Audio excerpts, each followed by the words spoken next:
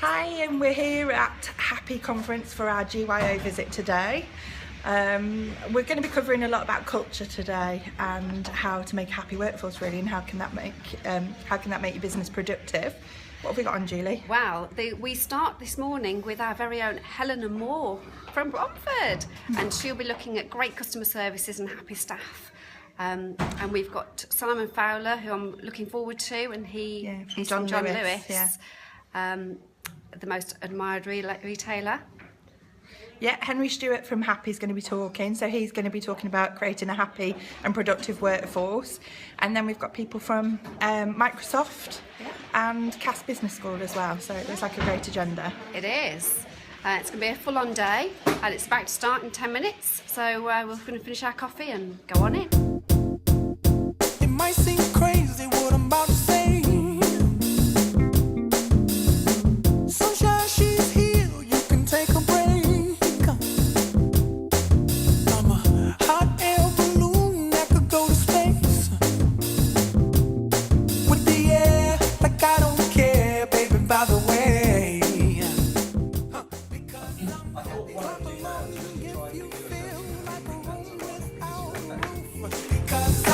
Clap along if you feel like happiness is the truth. Because I'm happy. Clap along if you know what happiness is to you. Because I'm happy. Clap along if you feel like that's Right, well, we were going to do updates throughout the day for you at the conference, but it was an absolutely packed agenda. So what we've decided to do is round up our top 10 takeaways from the Happy Conference. warn you, I'll be just fine. Day at the Happy Conference, but the agenda was just so packed we didn't get an opportunity. So what we decided to do was to give you our roundup of top 10 takeaways from the day. So Julie's going to give you 5 and I'm going to give you 5. So let's go. Clap along if you feel. So my first top takeaway was trust and autonomy. This was a key theme throughout the day from all of the speakers. Every speaker touched on this in one way, shape or another. So what I learnt from it and what I want to bring here is, trust the organisation, trust your leader, have trust in the people. With autonomy, we have got to feel that we have choices. We can make choices. We're not going to be dictated to or micromanaged. We have some level of control of what we do. So that was one of my takeaways from the day. My next takeaway from the day, from the Happy Conference, was start with the philosophy that people are good. They come to work every day wanting to do a good job.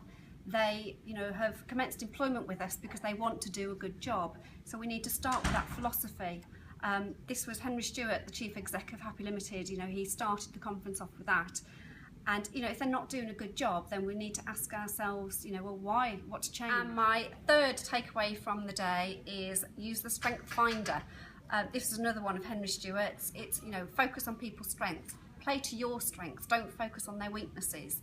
Use their strengths. Look at each role that you have, each job, and analyse what strengths are needed for that particular role, and then make sure the right people with the right strengths are actually in that role and doing that work.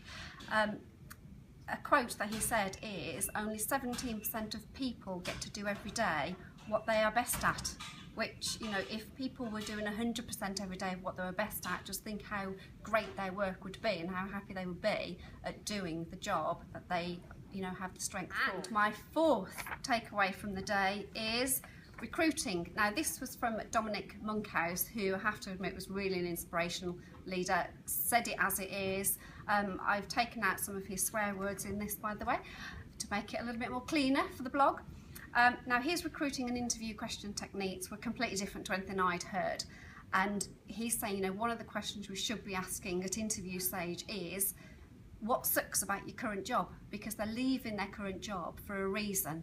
It's not always about money. So understanding what sucks there, you can then implement or see that in the workplace here. The other idea he came up with was to try and get people to open up and say things that they wouldn't normally say, and those questions that you can't ask. Give them a piece of paper, blank paper, pens, leave the room, ask them if they can draw something that inspires them, and then come back in and talk about it. And people and not rehearsed when they're interviewed.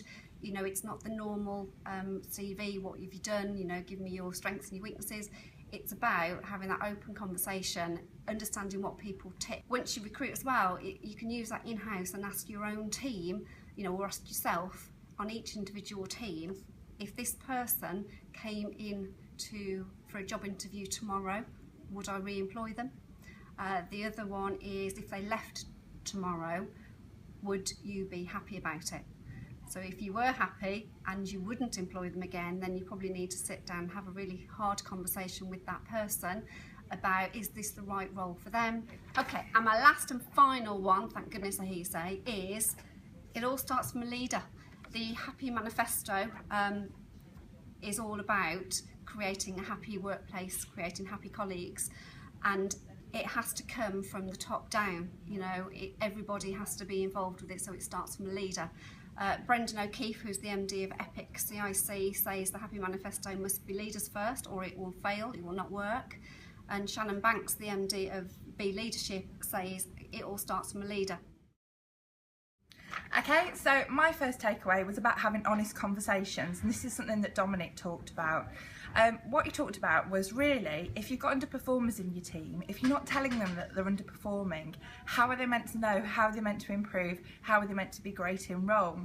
So that was the one thing. The other really clever, I think, takeaway was he talked about when colleagues come to talk to you to bitch about another colleague or moan about another colleague, he says, oh, that's fine, but I'll give you 72 hours to go and talk to that colleague and work it out with them, and if you don't, then I'm going to do it for you. So we talked about triangulation of honest conversations, and I think you've got to be quite brave to do that, but just think of all the rubbish that you could cut through if we all did that, and we made people really talk out their issues and talk out their problems to come to a resolution.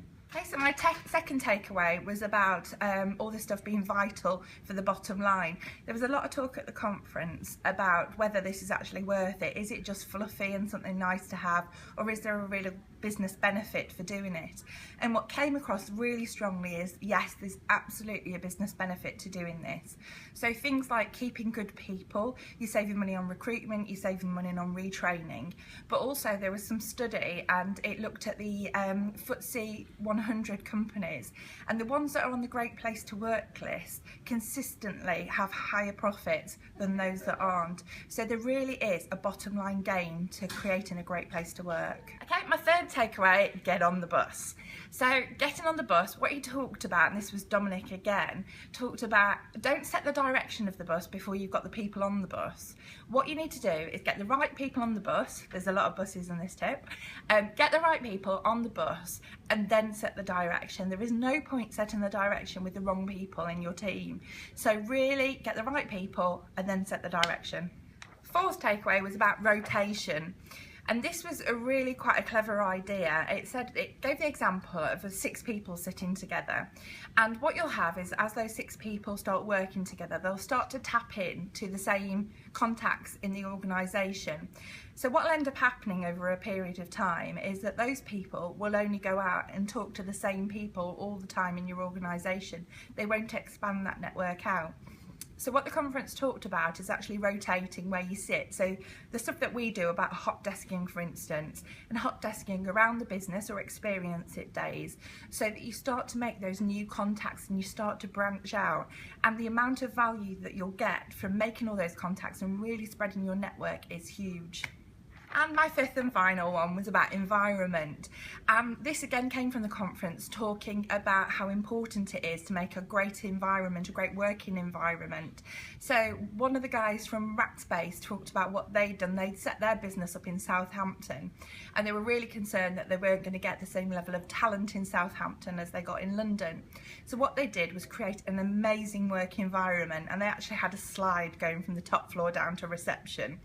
but that's maybe a little too extreme. But they created a really amazing working environment for everybody there. So not only did it give the office a really good vibe, a really good buzz, but also it was really attracting some of the best talent when they couldn't compete on things like location. So creating a really engaging, really exciting office environment is really important as well. And what came out is that you don't have to spend loads of money. I mean, they installed a slide, but you don't have to go to those extremes. Just little things can really improve your office environment. So that's our top 10 takeaways from the Happy Conference. It might seem crazy what I'm about to say.